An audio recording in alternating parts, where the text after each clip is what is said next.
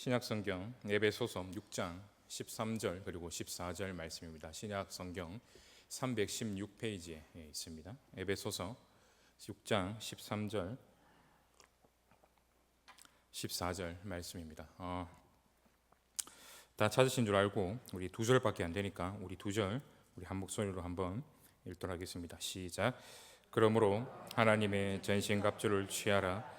이는 악한 날에 너희가 능히 대적하고 모든 일을 행한 후에 서기 위함이라. 그런즉 서서 진리로 너희 허리띠를 띠고 의의 호심경을 붙이고. 아멘. 우리가 지난주 나누었던 것처럼요, 이 본문은 우리의 인생을 전쟁으로 그렇게 규정하고 있습니다. 여러분, 전쟁의 특징 그리고 전쟁의 위험성이 무엇이라 그랬습니까? 평시에 우리가 걸었던 그 평화롭던 길에 나를 공격하는 존재가 있는 것, 여러분, 그게 이 전쟁의 특징이며 전쟁이 가지고 있는 위험성입니다.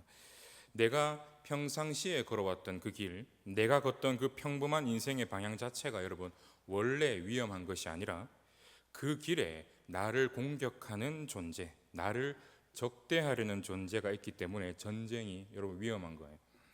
비슷하게 오늘 본문은 우리에게 뭐라 그러냐? 악한 영이 있다라고 우리에게 그렇게 이야기를 합니다. 내 인생, 내 영혼을 잡아먹으려고 하는 악한 영이 있기 때문에 우리의 인생은 어쩔 수 없이 전쟁이다. 그렇기 때문에 우리는 이 세상을 살아가면서 전쟁 무기를 갖춰야 된다라는 거예요. 그 전쟁 무기 중에 바울이 말한 첫째가 진리의 허리띠였죠. 그리고 그 진리의 허리띠인 다음으로 이제 바울이 이야기하는 것이 바로 의의 호심경입니다. 13절과 14절 우리 함께 보도록 하겠습니다. 그러므로 하나님의 전신갑주를 취하라. 이는 악한 날에 너희가 능히 대적하고 모든 일을 행한 후에 서기 위함이라. 그런즉 서서 진리로 너희 허리띠를 띠고 의의 호심경을 붙이고. 의의 호심경을 붙여라. 여러분, 이 호심경이라는 것은요, 그리스어로 이 또락스라고 하는 것인데요, 가슴막이라는 겁니다. 군인들의 가슴, 또 폐, 심장, 그리고 이 가슴 안에 있는 중요한 장기들을 보호하기 위해서는요, 그 가슴 부위에 붙이는 노쇠로 만든 방어용 기구가 바로 오늘 본문에 나온 호심경입니다. 일반적으로는 목 아래부터 이 복부까지 다 덮는 그런 장비였는데요, 지금으로 말하면 방탄조끼를 입었다, 그렇게 여러분 생각하시면 됩니다. 여러분, 그런데 바울은요, 그 군인들이 착용하는 호심경을 뭐라고 지금 비유하고 있냐면 의의 호심경, 즉 의라고 이야기합니다.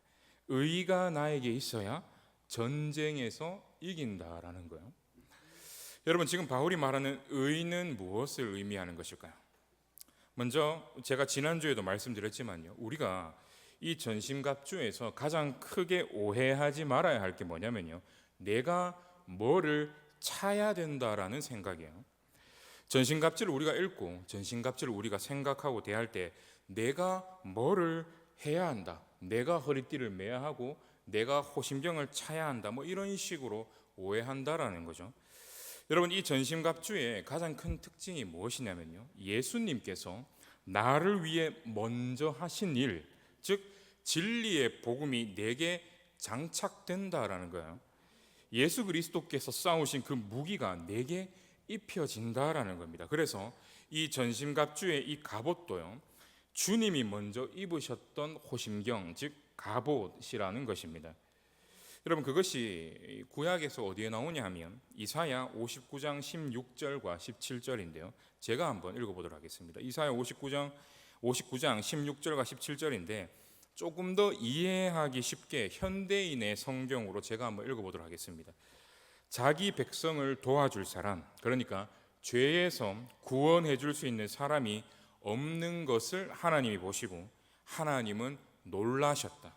그러므로 그가 직접, 즉 하나님이 직접 자기 능력과 자기의 의로 그들을 구하실 것이다.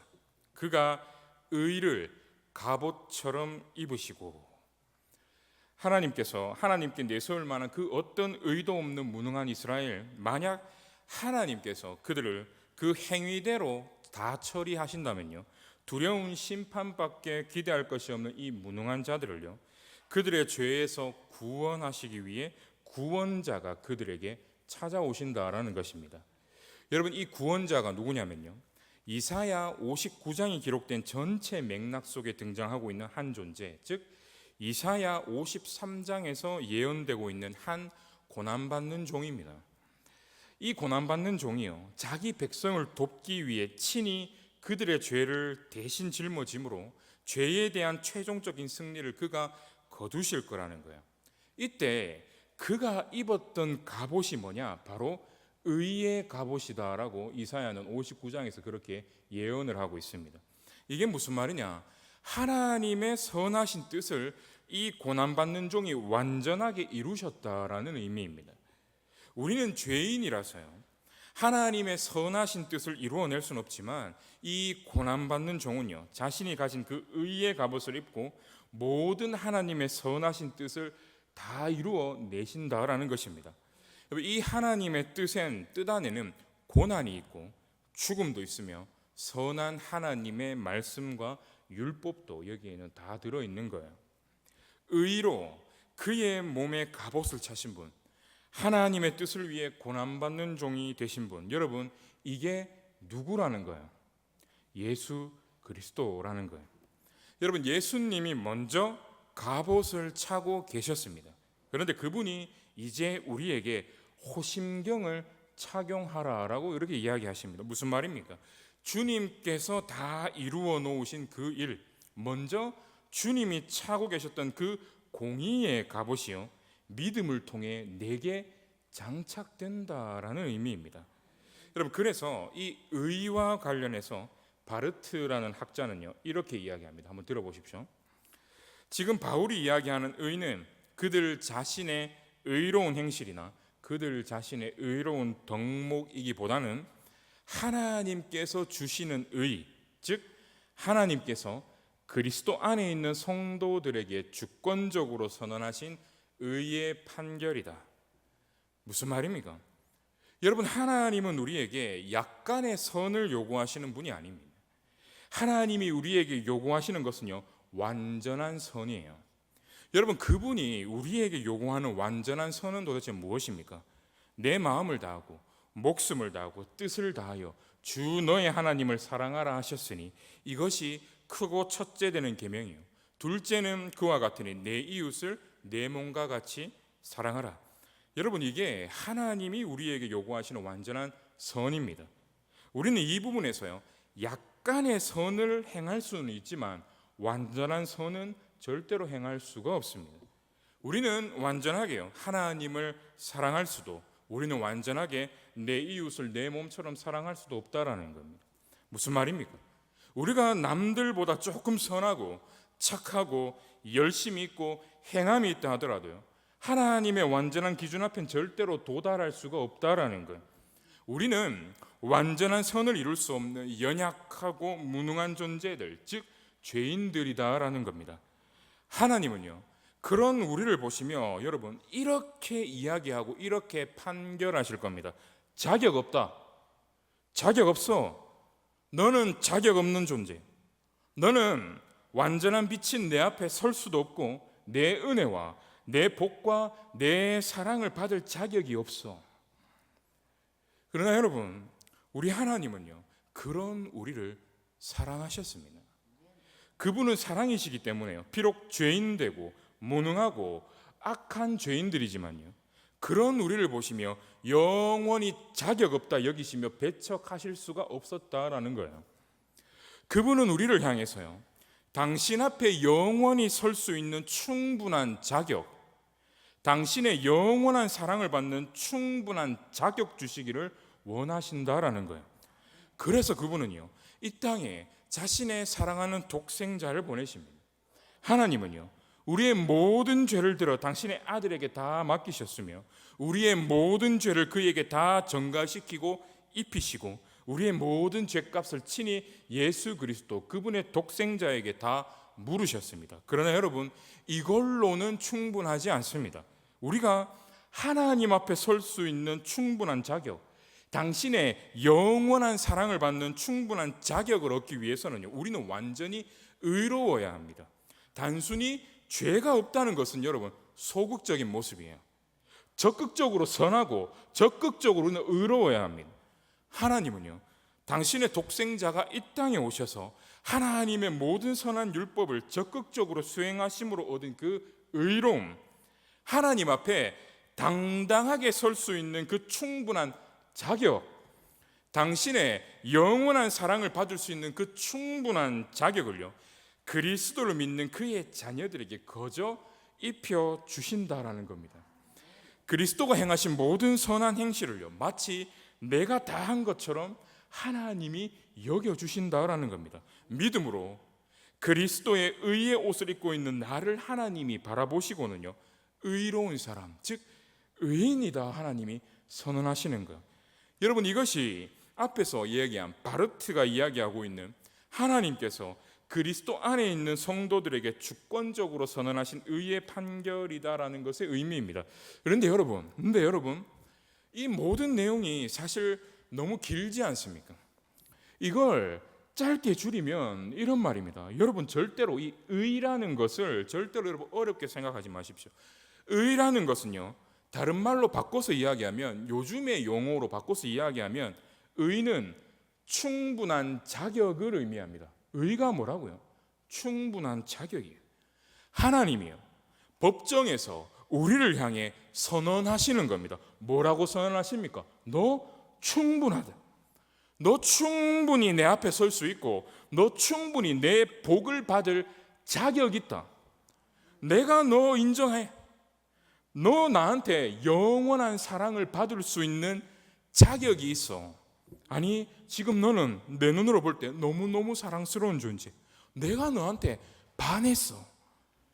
여러분, 하나님께 충분하다 여겨짐을 받은 상태, 하나님께 사랑받는 자격이 주어진 상태, 그분의 영원한 사랑과 영원한 은혜를 받아 누릴 수 있는 자격을 얻은 상태를 의미하는 게 바로 의이며, 의의 상태이며, 우리가 착용한 의의 호심경이 우리에게 하는 역할입니다. 여러분, 이해되십니까? 이 개념을 이해하셔야 합니다. 이어서 우리가 생각해 볼 것은 이 호심경이 하는 일이에요.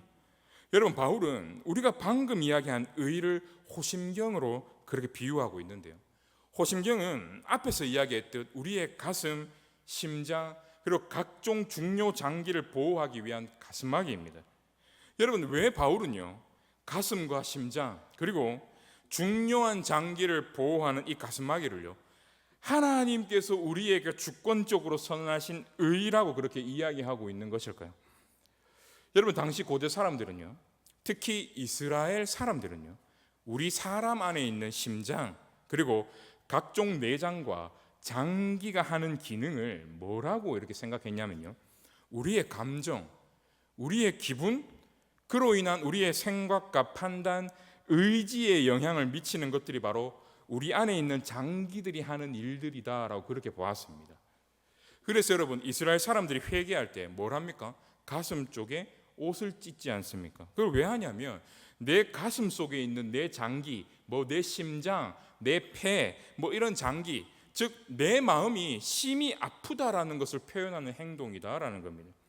그렇다면 여러분, 지금 바울은요, 전쟁과도 같은 인생을 살아가는 우리들을 향해서요, 너희 가슴과 너희 심장과 너희 내장을 보호하기 위해 의의 호심경을 반드시 너희는 착용해야 한다라고 말하는 이유가 여러분 무엇입니까?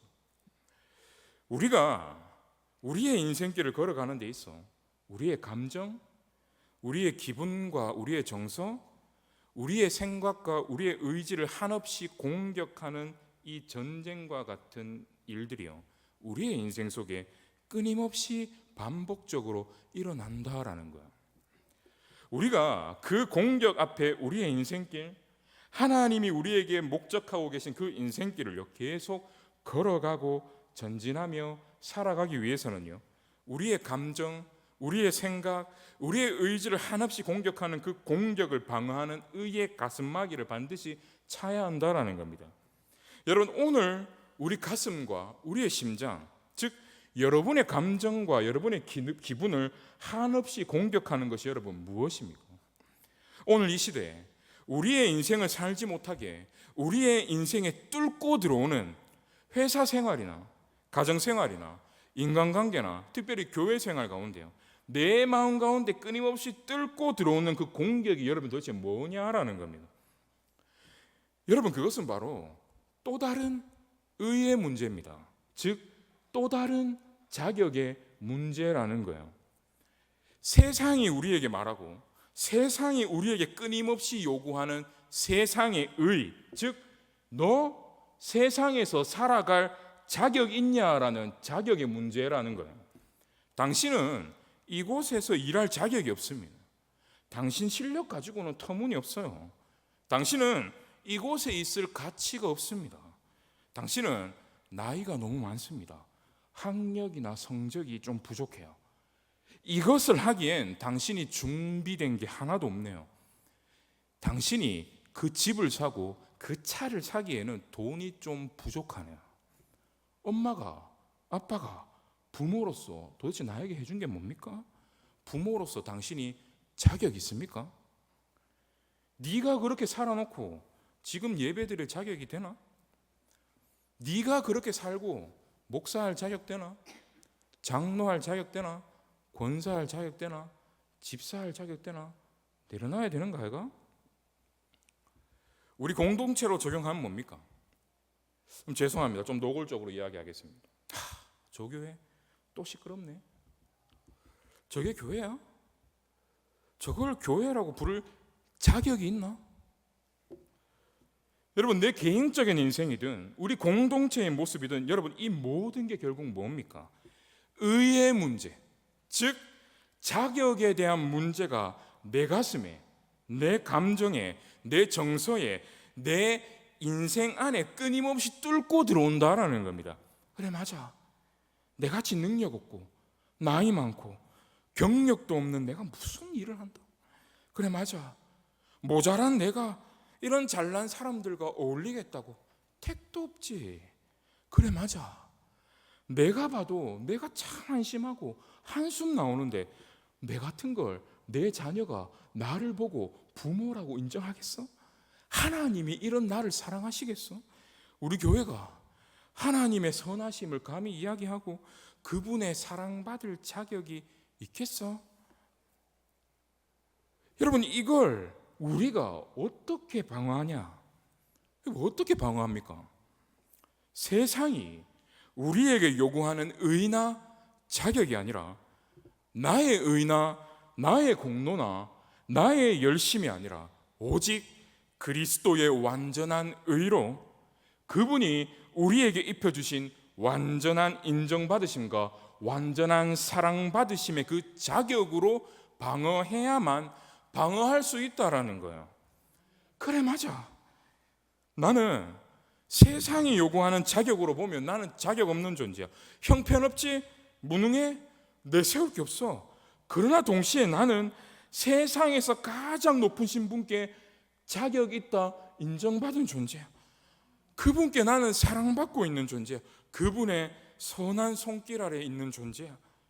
그분이 나를 여전히 내 모습은 무능하고 죄악되고 더럽기만 하지만 그럼에도 불구하고 이런 나를 그리스도 안에서 사랑한다 하셨고 그분이 나를 자격 있다 인정하셨고 그분이 그런 나를 선하고 복된 길로 인도하고 계셔. 괜찮아. 비록 지금 나는 세상 속에선 사랑받지 못하고 인정받지 못하고 자격 없다라는 소리를 듣지만 가장 높은 하나님께만은 자격 있어. 사랑받고 있는 존재야. 괜찮아. 비록 세상의 눈으로 보면 갈등이 있고 다툼이 있고 아픔이 있지만 그럼에도 하나님은 이 공동체를 인정하고 계셔. 사랑하고 계셔. 이 연약하고 무능한 공동체를 하나님이 포기하지 않고 계셔. 여러분, 실제로 그리스도의 의가 우리에게 실제로 주어지고 적용되고 우리가 그것을 지적으로 그냥 동의하는 것을 떠나서 우리가 우리의 전 인격으로 그것을 붙들고 믿음으로 붙들 때 우리 신자의 삶 가운데 어떤 현상이 여러분 나타나게 되느냐? 세상 속에서 자격 없다는 말을 들으며 계속해서 내 인생을 포기하지 않고 살아가게 된다라는 거예요. 자격 없다는 소리가 계속 우리에게 들려온다는 겁니다. 그런데 여러분, 그 말이 앞으로 네 인생 가운데, 네 영혼 가운데, 네 귀 가운데 안 들릴 거야가 아니고, 그 소리를 그리스도의 의의 호심경으로 끊임없이 믿음으로 막아내며 우리의 인생길을 계속 걸어간다라는 거예요. 자격 없다는 소리를 세상 속에서 계속 듣지만요, 의의 호심경을 입은 나는, 하나님이 자격 있다, 하나님이 인정하는 나는요, 하나님이 나에게 허락하신 이 인생을 포기하지 않고 계속해서 앞을 향해 전진해 나간다라는 겁니다. 그리고 여러분, 그렇게 계속 인생을 살아왔더니요, 결국 우리가 고백할 수 있는 건 뭡니까? 내가 그렇게 살아가는 이유가 있었어. 세상에서 자격 없다, 무능하다라는 소리를 끊임없이 내가 들음에도 주님이 나에게 의의 호심경을 입히시고 그 의의 호심경을 통해 그것을 끊임없이 튕겨내며 막아내게 하시며 내 인생길을 계속 걸어가게 하신 이유가 있었어. 이렇게 하나님이 나를 이끄시는 이유가 있었어. 여러분, 이것을 우리의 인생 끝에 나중에는 깨닫게 된다라는 겁니다.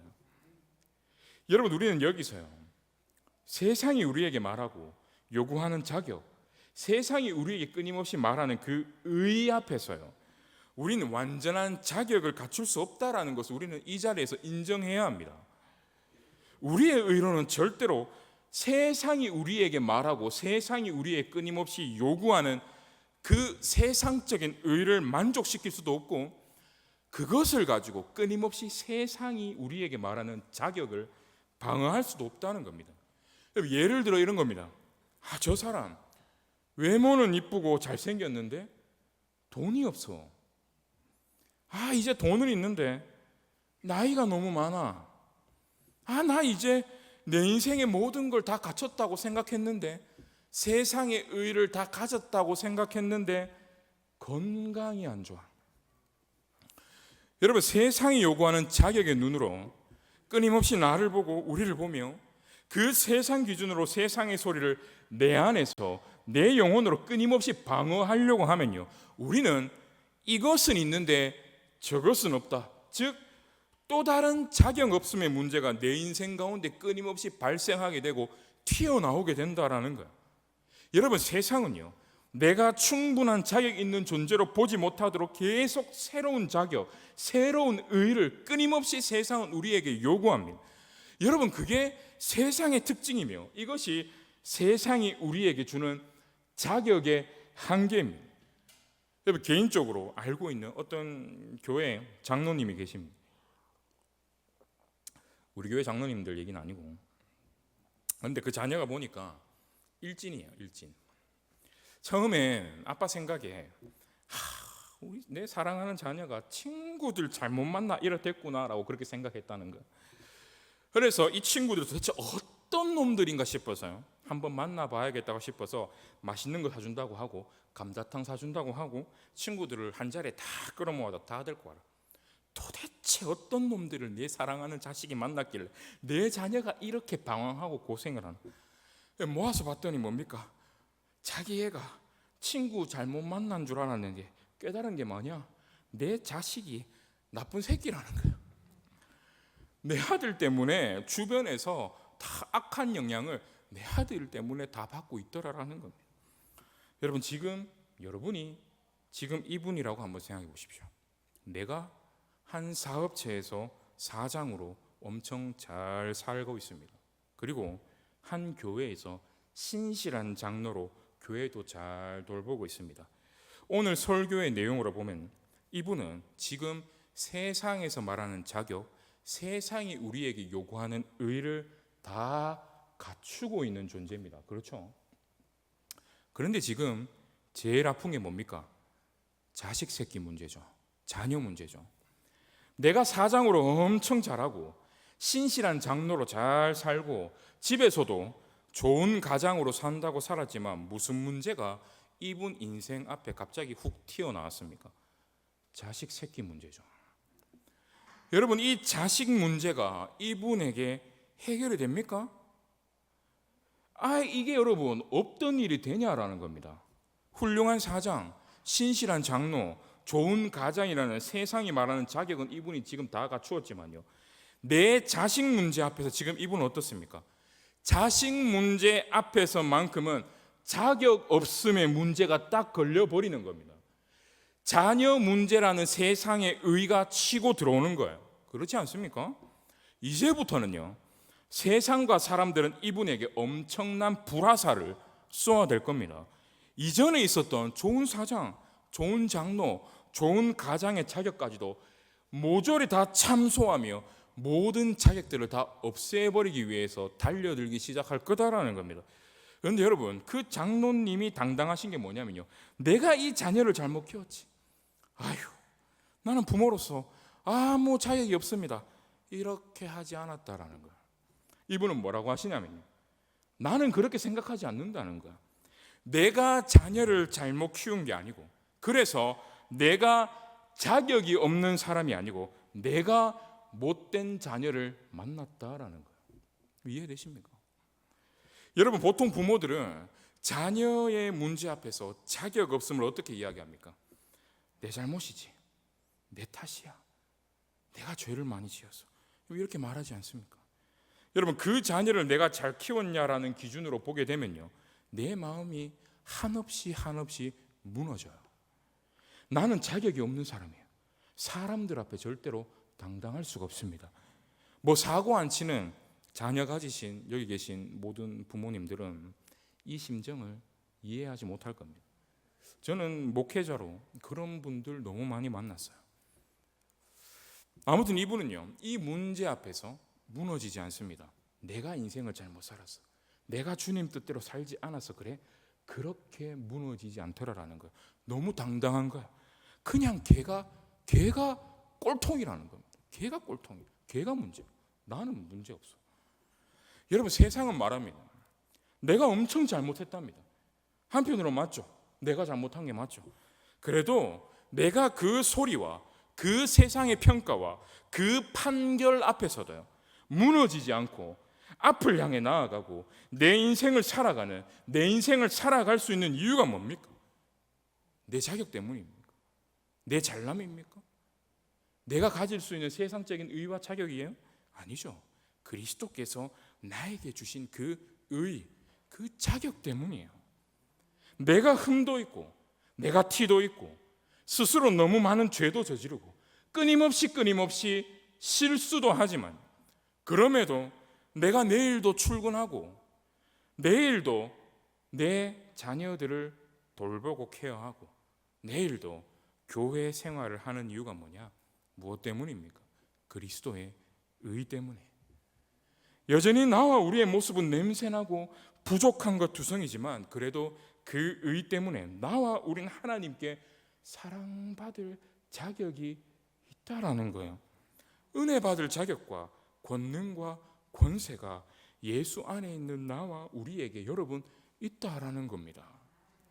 지금 나의 연약과 무능함 때문에 앞으로 내 인생이 여러분 어떻게 될지는 모르겠지만요, 그리스도가 나에게 입혀주신 이 의의 갑옷을 입고 계속 한번 나아가 보는 겁니다.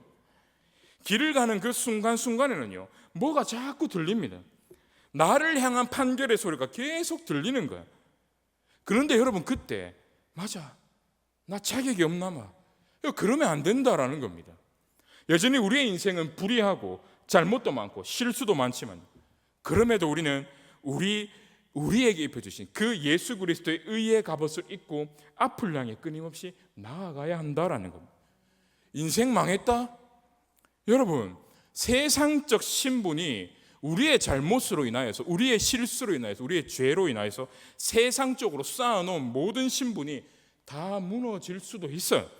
그러나 세상에서 부여하는 의, 세상에서 말하는 자격 말고 다른 차원의 더 높은 자격을 부여하시는 그리스도의 의가 우리에게 여전히 존재하고 있다라는 것입니다. 여러분, 존 오웬이라는 17세기 유명한 신학자가 있습니다. 그 사람이 너무 깊이 있는 글을 쓴 거예요. 이 사람 왜 이러지? 사람들은 몰랐다는 겁니다. 이 사람이 이렇게 깊이 있는 글을 이렇게 쓰는 이유를 몰랐다는 거예요. 근데 이 존 오웨이의 인생은요, 내 인생은 더 이상 살 자격이 없다라는 그런 일들이 그 인생에서 계속적으로 벌어졌다라는 거예요. 아내가 죽었고 11자녀 중에 11자녀 모두가 죽습니다. 나중에 그게 알려지는 거죠. 목회자이며 신학자니 계속 끊임없이 가정에 뭐가 일어납니까? 죽음이 일어난다. 죽는다. 버틸 수 있겠습니까? 사람들이 수근수근하지 않겠습니까? 목사인데, 신학자라고 하는 사람, 끊임없이 집에 사람이 죽어나가네. 뭐 있는가 아이가? 관련해서 존 파이퍼 목사가 쓴 글인데 한번 들어보십시오.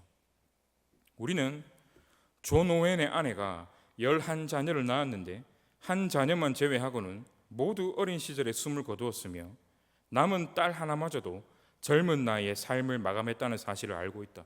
다시 말해 존 오웬은 11자녀의 죽음에다가 아내의 죽음마저 겪은 것이다. 오웬은 성인이 된 후로 평균 3년에 한 번꼴로 자녀를 낳았다가 이런 셈이다. 그런데 우리는 오웬의 어떤 책에서도 와이프 되는 멜이나 그의 자녀들이나 그가 겪은 어떤 고통에 대한 언급을 단 하나도 찾아볼 수가 없다. 그러나 그가 생의 대부분을 사망의 음침한 골짜기로 다녔다는 사실을 우리들이 아는 것만으로도 나는 우리가 그의 저작에서 발견하게 되는 하나님과의 교제의 깊이의 실마리를 발견하게 된다. 하나님께서는 자신의 종들을 자신이 원하시는 모습의 목회자와 신학자로 만들어내시기 위한 기묘하고 고통스러운 방법이 있다. 그럼 무슨 말입니까? 오웬이 이 사망의 음침한 골짜기의 상황 속에서도 그리스도의 의로 충만했다라는 이야기입니다. 그리고 오웬은요, 그 예수 그리스도의 의, 하나님이 나에게 부여하신 그 자격, 너는 사랑받는 존재야, 너는 내 앞에 설 수 있는 존재야, 너는 나에게 영원한 사랑과 복을 받아 누릴 수 있는 자격이 있어 라고 이야기하시는 그 의를 의지하며 자신의 인생을 포기하지 않고 계속 자기의 인생을 살았다라는 것. 그리고 이것은 오웬이요, 후대를 위해 대단한 논문과 글들을 남길 수 있도록 하나님이 오웬의 인생을 그렇게 이끌어 가셨다라는 것입니다. 여러분, 우리도 마찬가지입니다. 하나님이 우리의 인생을 그렇게 이끌어 가실 때가 있다라는 거예요. 혹 지금 사망의 음침한 골짜기로 다니고 계신 분 계십니까? 있으시겠죠. 그리스도께서 우리에게 입혀주신 그 의의 호심경을 여러분 붙드십시오. 그 의의 호심경 앞에 쓰여 있는 글귀를 여러분 날마다 바라보십시오. 여러분, 그 의의 호심경에 무슨 글귀가 쓰여 있습니까? 하나님이 나를 영원히 사랑하신다. 그리고 내일 우리에게 주어질 그 인생을 여러분 또다시 그렇게 살아가십시오. 여러분, 마지막으로 그리스도의 의를 의지하며 나에게 주어진 인생길을 걷는데 결국 우리가 결국에는 죽지 아니하고 승리할 것을 어떻게 확신할 수 있는가? 여러분, 우리가 이걸 어떻게 확신할 수 있겠습니까? 여러분, 예수 그리스도를 바라보십시오. 그분의 인생을 한번 생각해 보십시오. 예수님이 이 땅에 오셔서 살아가신 방식이 여러분 무엇입니까? 시종일관 세상 속에 사람들에게 무슨 소리 듣고 사셨습니까? 저 인간 자격 없다는 소리 들으며 평생을 그의 인생을 사셨습니다. 네가 무슨 메시아야? 네가 무슨 하나님의 아들이야? 나사렛에서 어떻게 선한 게 나와? 내가 솔직히 네한테 이런 말 안 하려고 했는데 너가 엄마 마리아라며. 이거 혼의 자식이란 말입니다. 너가 엄마 마리아라며. 너가 아빠 요셉이라며. 네 아빠도 없이 커가지고 정식 교육도 너 안 받았잖아. 야, 너 십자가에서 한번 내려와봐. 이거 뭐예요? 여기 전부 다 무슨 소리입니까? 능력 없다, 자격 없다는 소리입니다. 자격이 없다고 주변에서 계속 이야기를 하는데 예수 그리스도께서 이 땅 가운데 공생애를 사시며 붙드신 유일한 자격은 뭡니까? 유일한 의가 뭐냐는 거예요. 여러분, 그리스도는 도대체 뭘 의지하고 사셨냐는 겁니다. 너는 내 사랑하는 아들이라. 내가 너를 기뻐한다. 여러분, 그렇게 계속 세상에서 비난받으면서 인정받지도 못하셨지만 예수님은요, 하나님의 사랑, 하나님의 유일한 인정 의지하며 계속 그렇게 자신에게 부여된 그 고난의 인생길을 포기하지 않고 걸어가신 거예요. 그리고 그 마지막 걸음이 여러분 뭡니까? 죽음이에요. 십자가죠. 세상에서는 그리스도의 십자가를 보며 뭐라고 이야기합니까? 세상에서는 저 봐라, 자격 없는 놈이 까불다가 죽어버렸네, 저주받았네, 나무에 달려서 저주받았네, 실패했네. 근데 사실은 뭐야? 부활 생명의 그 완전한 권세가 그 십자가를 통해서, 그 죽음을 통해서 주님께 임하게 된 거죠. 여러분, 이게 역설입니다. 이게 역설이에요.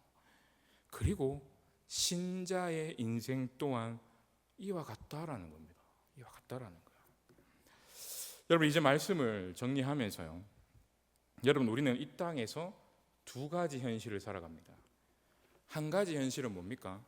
우리를 향해 끊임없이 정죄하고 비난하는 세상 판결의 소리를 듣는 현실입니다. 우리는 이 소리를요, 절대로 피할 수가 없어요. 가정에서도 끊임없이 듣죠. 네가 남편으로 한 게 뭐 있노? 네가 아내로서 한 게 뭐 있노? 자식 새끼 하나 네가 잘 간수했나? 자식 새끼들은 뭐라고 이야기합니까? 부모 자격 있나? 부모 자격 있나? 가정에서도 실수가 없어. 회사에 나가면 어떻습니까? 심하죠. 더 심하죠. 교회에 오면 어때요? 교회에 오면 달라질 줄 알았는데 교회 와도 똑같죠. 정말 저거 목사 맞나? 저 장로 맞나? 저 권사 맞나? 저 집사 맞나? 저 맨날 저거 예배 시간에 좋네. 우리는 이 소리를 피할 수가 없어요. 피할 데가 없어요.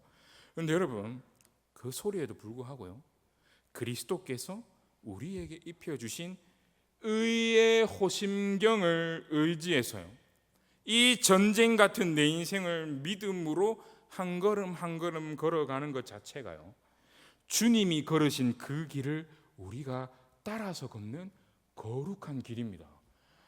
여러분, 이걸 기억하십시오. 이게 거룩한 길입니다. 이게 일상의 삶이고 일상의 예배예요. 이해되십니까? 우리가 이렇게 의의 호심경을 의지하면서 믿음으로 한 걸음 한 걸음 걸어갈 때에 우리의 인생 가운데요, 하나님과의 교제가 깊어지는 일들이 계속적으로 일어나게 된다라는 겁니다. 날 향한 세상의 소리를 여러분 얼마든지 들어도 괜찮습니다. 왜 그렇습니까? 그리스도의 의가 우리에게, 여러분에게 지금 있지 않습니까? 그리스도의 의를 통해 끊임없이 세상의 비난을 막아내면서 계속해서 주의 거룩한 길을 이 땅 가운데서 믿음으로 걸어갈 수 있는 저와 여러분, 그리고 연약한 우리 영남 공동체가 될 수 있기를 주님의 이름으로 소망하며 주님의 이름으로 축원합니다. 기도하겠습니다. 참 좋으신 하나님, 우리는 전쟁 같은 인생을 살 수밖에 없는 존재들입니다. 특별히 세상은 쉬지 않고 우리를 향해 너 자격 있냐를 끊임없이 묻고 요구하며 세상적인 의를 갖추지 못한 우리를 불필요하며 가치 없고 사랑받을 만한 자격 없는 그런 쓸모없는 존재로 여기는 것을 우리는 계속해서 이 세상을 살아가면서 경험하면서 살아갑니다. 세상에서 인정받고 세상에서 용납받기 위하여 우리는 계속 세상이 우리에게 요구하는 자격과 세상이 우리에게 말하는 의의를 갖추려고 끊임없이 노력하지만 그때마다 들리는 것은 또 다른 세상의 자격과 또 다른 세상의 의의라서 우리는 거듭 세상 앞에서, 사람들 앞에서 거듭 좌절하고 쓰러질 수밖에 없는 연약한 존재들이 바로 우리들입니다. 그러나 주님이 우리에게 당신이 친히 입으셨던 그 의의 갑옷을 친히 우리에게 값없이 입히시고 그 세상의 소리를 나의 의와 나의 자격과 나의 어떠함으로 방어하지 말고 완전하신 주님의 사랑과 의로 방어할 수 있도록 우리에게 허락하여 주시니 주여 너무 감사합니다. 날마다 주님이 우리에게 허락하신 이 의, 우리에게 입혀주신 이 의의 호심경을 날마다 의지하여서 우리의 이 전쟁 같은 인생을 살아가는 자 될 수 있도록 은혜 허락하여 주시고, 특별히 우리 주님 또한 그런 소리를 평생 듣고 사셨지만 결국은 부활이라는 승리의 인생을 우리 주님께서 사셨고 우리에게 그 모범을 보여주셨듯 우리 또한 주님이 걸으셨던 그 길을 믿음으로 걸어가 최후 승리하는 자들 될 수 있도록 우리를 붙들어 주시고 인도하여 주시옵소서. 이 모든 기도 살아계신 우리 주 예수 그리스도 이름으로 간절히 기도드립니다.